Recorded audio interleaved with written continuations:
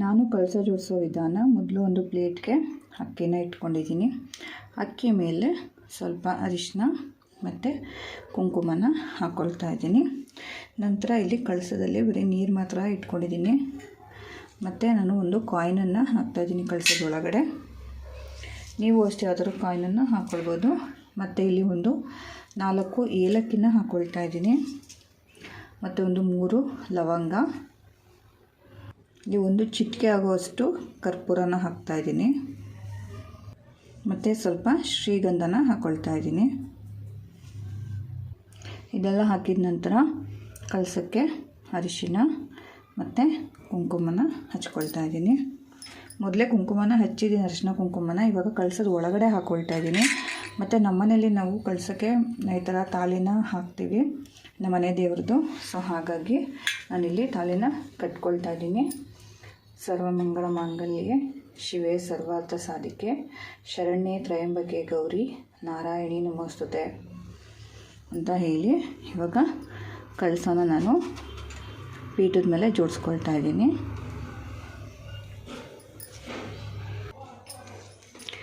ಈಗ ಎಲೆಗಳನ್ನ ಜೋಡಿಸ್ಕೊಳ್ತೀನಿ. ನಾನು ಇಲ್ಲಿ 5 ಎಲೆನ ಇಡ್ತಾಯಿದ್ದೀನಿ. ನಿಮ್ಗೆ ಎಷ್ಟು ಬೇಕು ಅದನ್ನ ನೀವು ಕಳಸ ಯಾವ ಥರ ಜೋಡಿಸ್ತೀರೋ ಹಾಗೆ ಇಟ್ಕೊಳ್ಬೋದು.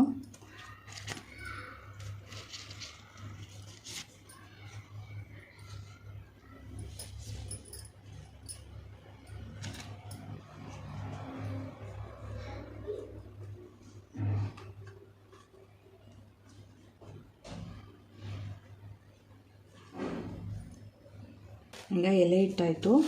ಕಾಯಿಗೆ ಅರಿಶಿನ ಕುಂಕುಮ ಇಟ್ಕೊಳ್ಳೋಣ. ಕಾಯಿಗೆ ನಾನು ಅರಿಶಿನ ಕುಂಕುಮ ಇಟ್ಕೊಳ್ತೀನಿ. ಫಸ್ಟಿಗೆ ಕಾಯಿಗೆಲ್ಲ ಈ ರೀತಿ ಅರಿಶಿನ ಹಚ್ಕೊಳ್ತೀನಿ. ಲಕ್ಷ್ಮಿಗೆ ಅರಿಶಿನ ಕುಂಕುಮ ಜಾಸ್ತಿ ಇಷ್ಟವಾಗಿರೋದ್ರಿಂದ ಈ ಥರ ಕಾಯಿಗೆ ಅರಿಶಿನ ಹಚ್ಕೊಳ್ತೀನಿ.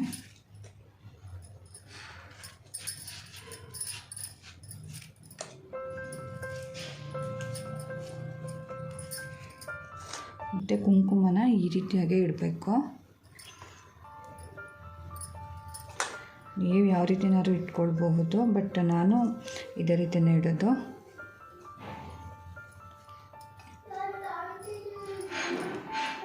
ಈ ರೀತಿಯಾಗಿ ಇಟ್ಕೊಳ್ಬೇಕು.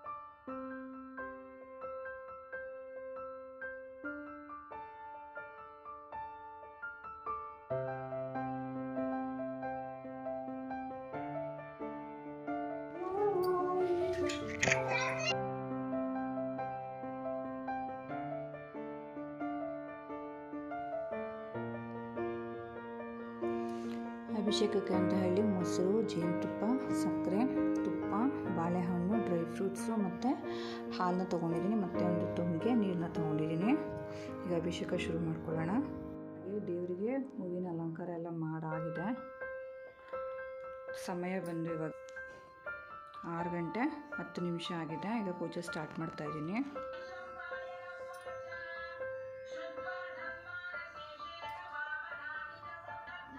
ಇದು ಬಂದು ಶ್ರೀಚಕ್ರ. ನಾನು ಇದನ್ನು ಗುರುವನಹಳ್ಳಿಗೆ ಹೋದಾಗ ತೊಗೊಂಡು ಬಂದಿದ್ದು. ಇವಾಗ ಶ್ರೀಚಕ್ರದ ಜೊತೆಗೆ ಇವತ್ತು ಹುಣ್ಣಿಮೆ ಆಗಿರೋದ್ರಿಂದ ಎಲ್ಲ ದೇವರುಗಳ ವಿಗ್ರಹನೂ ಇಟ್ಬಿಟ್ಟು ಅಭಿಷೇಕನ ಶುರು ಮಾಡ್ತಾಯಿದ್ದೀನಿ.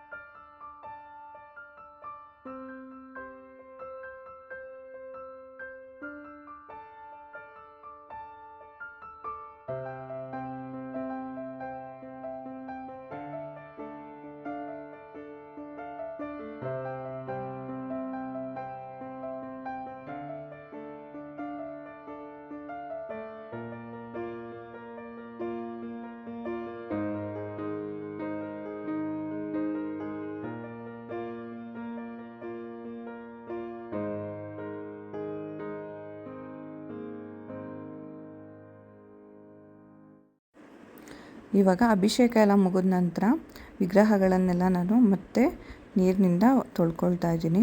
ಈ ರೀತಿ ಮಾಡೋದ್ರಿಂದ ವಿಗ್ರಹಗಳಿಗೆ ಅಂಟಿರುವಂತಹ ತುಪ್ಪ ಮತ್ತು ಹಾಲು ಎಲ್ಲನೂ ಹಾಕಿ ಅಭಿಷೇಕ ಮಾಡಿರೋದ್ರಿಂದ ಅದು ಸ್ವಲ್ಪ ಜಿಡ್ಡಾಗಿರುತ್ತೆ. ಸೊ ಹಾಗಾಗಿ ಇನ್ನೊಂದು ಸತಿ ನೀರಿಂದ ನೀಟಾಗಿ ತೊಳ್ಕೊಂಡು ಮತ್ತು ಒಂದು ಬಟ್ಟೆ ಸಹಾಯದಿಂದ ಅದನ್ನು ನೀಟಾಗಿ ಒರೆಸ್ಕೊಳ್ಬೇಕಾಗುತ್ತೆ. ಆವಾಗ ನಮ್ಗೆ ಏನಾಗುತ್ತೆ ಅಂದರೆ ತುಂಬ ದಿನ ನಾವು ಇವಾಗ ಒಂದು 15 ಡೇಸ್ಗೆ ಒಂದು ಸರಿನೇ ಅಂದರೆ ದೇವ್ರ ಪಾತ್ರೆ ಎಲ್ಲ ತೊಳೆಯೋದಲ್ವ. ಸೊ ಹಾಗಾಗಿ ಅಲ್ಲಿ ತನಕ ಜಿಡ್ಡಿನಂಶ ಏನೂ ಇರೋದಿಲ್ಲ, ವಿಗ್ರಹನೂ ತುಂಬಾ ಶುದ್ಧವಾಗಿರುತ್ತೆ. ಅದಕ್ಕೋಸ್ಕರ ಇವಾಗ ನೀರಿಂದ ಒಂದು ಸತಿ ತೊಳೆದ ನಂತರ ಒಂದು ಸತಿ ನಮಸ್ಕಾರ ಮಾಡಿಕೊಂಡು ಇವಾಗ ಅದನ್ನೆಲ್ಲ ವಿಗ್ರಹಗಳನ್ನ ಒಂದು ಬಟ್ಟೆ ಸಹಾಯದಿಂದ ಕ್ಲೀನ್ ಮಾಡಿ ಇಡಬೇಕು.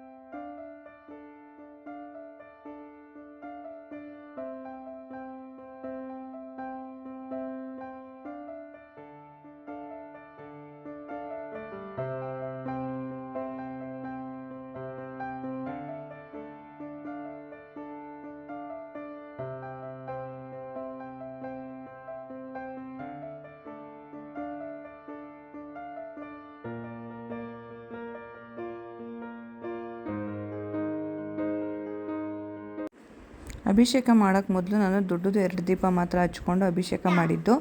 ಅಭಿಷೇಕ ಮುಗ್ದ ನಂತರ ನಾನು ಇಲ್ಲಿ ಶ್ರೀಚಕ್ರಕ್ಕೆ ಅಂತಲೇ 2 ದೀಪ ಇಟ್ಟಿದ್ದೀನಿ. ಆ 2 ದೀಪನ ಹಚ್ಕೊಂಡು ಶ್ರೀಚಕ್ರಕ್ಕೆ ಹೂವಿನಿಂದ ಅಲಂಕಾರ ಮಾಡ್ಕೊಳ್ತಾ ಇದ್ದೀನಿ. ಹೂವಿನಿಂದ ಅಲಂಕಾರ ಮಾಡಿದ ನಂತರ ಇದಕ್ಕೆ ಕುಂಕುಮಾರ್ಚನೆ ಕೂಡ ಮಾಡ್ತೀನಿ.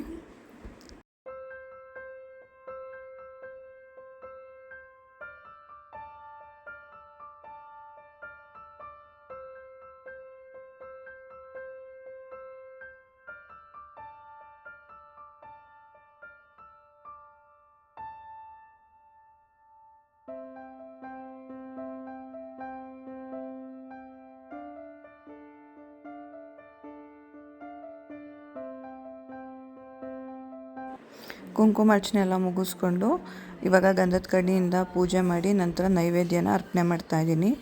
ನಾನಿಲ್ಲಿ ಬಾಳೆಹಣ್ಣನ್ನು ನೈವೇದ್ಯವಾಗಿ ಇಟ್ಟಿದ್ದೀನಿ. ಹಾಗೆ ಶ್ರೀಚಕ್ರಕ್ಕೆ 1 ಗ್ಲಾಸು ಹಸಿ ಹಾಲನ್ನು ಇಟ್ಟಿದ್ದೀನಿ.